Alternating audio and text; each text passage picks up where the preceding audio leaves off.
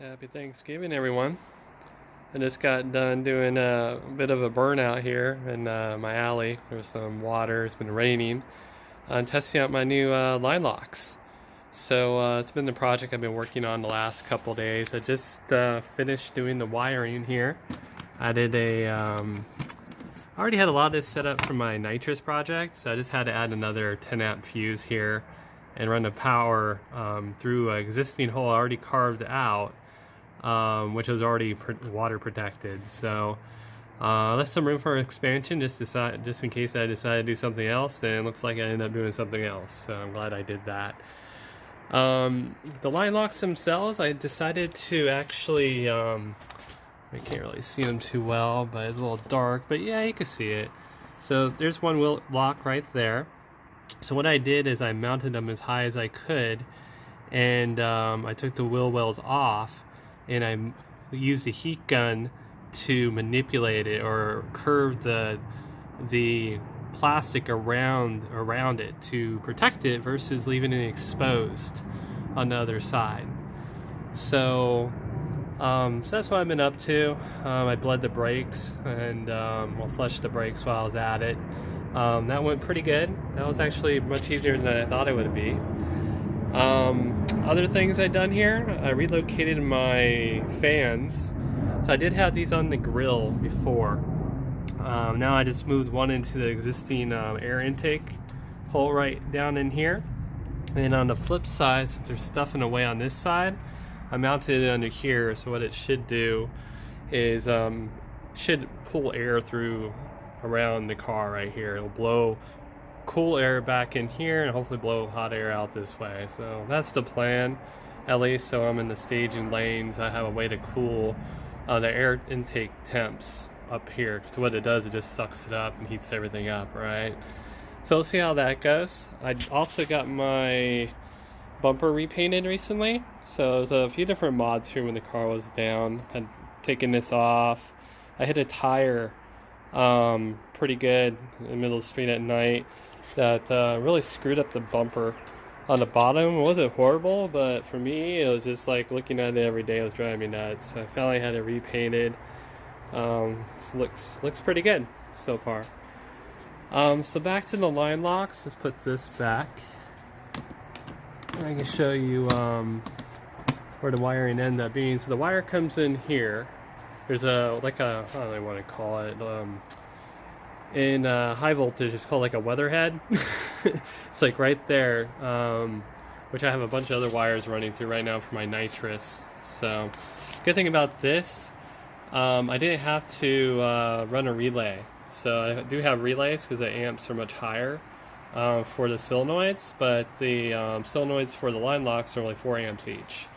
So I was able to run it directly to the switch. It's 8 amps total, got a 15 amp switch, and using 16 gauge throughout. So anyway, let's take a look at what it looks like here. So I had a few different options. I was looking for how I'm gonna do this. Am I gonna mount something here? I thought that would make it kind of take my sleeper look away. A switch didn't seem like it was quick enough, for doing burnouts, or if I want to launch, I didn't want a switch or like a push button switch I thought about doing here. So what I ended up doing is I got this, what do you call it? Momentary switch, handheld. Basically all I have to do is push the button to activate it, and then when I let off, it'll let off. So you can hear it too. Listen to the click. That's the solenoid. That's it. You shouldn't hold it down more than 60 seconds. You're probably not going to be doing that, for a burnout or a launch. I just tested it out and it actually worked pretty good. The first time I tried it though, I forgot to turn off the anti-lock brakes, and it did some kind of like stumbled a bit, but as soon as I turned that off, it was pretty cool. I was able to smoke my tires without power braking, so that's only going to help, when I'm doing burnouts or launches. I also made it so it's a quick disconnect here. So when I'm not using it, I can disconnect it and just wrap these wires underneath here when I'm done. So that's pretty much for the line lock kit. It wasn't too difficult. I would definitely, if you're gonna do something like this and it's your daily driver, you definitely want to probably, I would say, do it yourself so you know exactly what was done. Make sure you do your homework.